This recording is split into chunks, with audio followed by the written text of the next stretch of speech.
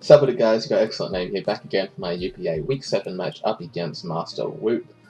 He has a team of Latios, Dugtrio, Talonflame, Empoleon, Lycanroc, Day, Lantern, Mega Medicham, Amoonguss, Granbull, Ordino, and Weavile. So looking at the matchup, I know that I'm going to need Jirachi, but for the Latios mainly, but also for stuff like Lycanroc, and to a lesser extent Mega Medi as just a pivot. But obviously he does have that Dugtrio there to trap it. I decided to run Choice Scarf instead of Shed Shell this time just because I really wanted to have a strong pivot. And I felt like Jirachi was quite solid offensively as well, just because of how offensive his team is. It's just going to be able to get a lot of damage off. Then we've got Lockney here as well. Pretty standard set here with Retaliate because I feel like with the offensive build, I'm going to be able to get a lot of kills with Retaliate off of sats, etc. Then we've just got Hippo here with the rocks, his death, etc. You know, just for the Mega Medi, have something to take some hits. Not super well, but well enough in a pinch. Then we have Scarfed Hydreigon here, just because he doesn't really have any Dark Resistance. Dark Resistance Granbull, and I guess Weavile as well. And his Dragon Resist is Empoleon, so this should just be able to click buttons whenever it comes in. Then we've got Rain Dance, Tailglow Manaphy. Once again, fairly standard set. If we can get this set up, then it just wins. He doesn't have any really good answers to it. You know, Latios in a pinch can take the hits. Lantern in a pinch can take the hits, and Empoleon in a pinch can take the hits, but nothing is really threatening it offensively. So it should be able to set up pretty easily.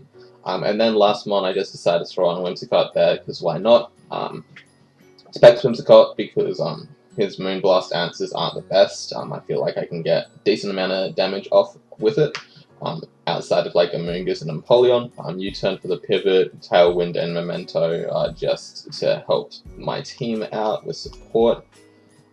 Because I didn't feel like I really needed much coverage with this since it's just bad anyway. But into the game, he brings a really a lot of his lower tier Pokemon, which did catch me off guard. A much more passive build in the end. But that just makes Manaphy's job a lot easier. Looking at the matchup, if I can get Manaphy in on the Ordino, mainly is going to be my choice. Maybe Granbull as well could work, but the Ordino is going to be the most passive for Manaphy to get in on. Then it should be good. But we are quite weak to Amoonguss because in prep I kind of forgot to bring anything to deal with Spore. So we lead off Lockney here just to get a fake out and scout out what he wants to lead with. He leads with Amoonguss to get that Spore. Because Whimsicott was just thrown on pretty willy-nilly, I'm happy to sack this to avoid Spores in a pinch. So I go into the Whimsicott here to scout the Spore, go for the U-turn to get in Lockney on the Ordino. Obviously, Manaphy isn't going to just win right off the bat, so I can't just go right into Manaphy because he would probably have some kind of prep for it. But I go into Hippo here as he goes into this Granbull. I was expecting something like Talonflame to come out there or something like that, but I can get up my rocks here, which is going to be really good for the Manaphy, so that Talonflame no longer has priority. I go for my own Toxic there, but he goes into his Amoonguss. And obviously, Hippowdon being Toxic is going to be a bit unfortunate for the Talonflame, but with Rocks up, it's not too big of a deal. I just go for the Earthquake there, expecting the Spore, but also not wanting to risk Whimsicott on a Sludge Bomb. But this turn, I go into Jirachi because I expect him to attack at that point, since I've shown that I'm willing to just stay in to not get spored. So as he goes into Lantern here, I go for the U-turn. I'm not trying to Iron Head flinch this thing down, but getting chip on it is very nice for the Manaphy. I then go into Hydreigon and go for the U-turn because I want to scout that. I didn't kill with Draco Meteor if he was Assault Vest, which he probably is. But he goes into Granbull here on my U-turn, which is a good play to get some Rocky Helmet shit, but I can just go into Whimsicott to get off a Moonblast. He does have a very solid swap into this, but it's doing a decent amount of damage, honestly, at 24%. I stay in to just click Moonblast again as he goes for the Spore, and then I stay in to click Moonblast once more as he gets scared and swaps into Ordino. So now he goes into Amoonguss once again as I click Moonblast for the 4th time. and get a crit there, and then I swap out into Lockney as he goes into Ordino. As that covered both Sludge Bomb and the swap into Ordino, which he showed he was willing to do before. But he goes into Granbull here as I go for a return. That damage is pretty pitiful, but it's really nice for the Hydreigon still because he's shown to be Fizz Def.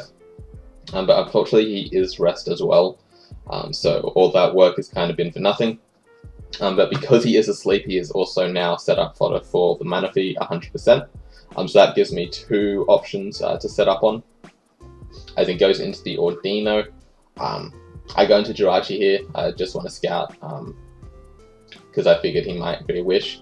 Honestly, I could have gone into Manaphy much earlier. I just didn't because I want to scout what options he might have for it, I guess. But yeah, he just knocks off my item there as he goes for another Wish.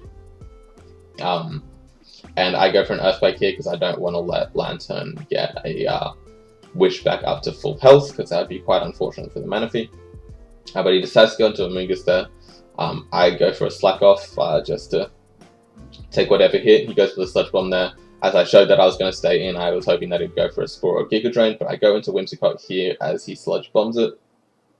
But now I can just go into Lockney Mega to sack it off as Sleep Fodder and get a big hit off. That means that it will be scared off by whatever I come in on, as he swaps into Dugtrio, probably expecting me to go Jirachi there.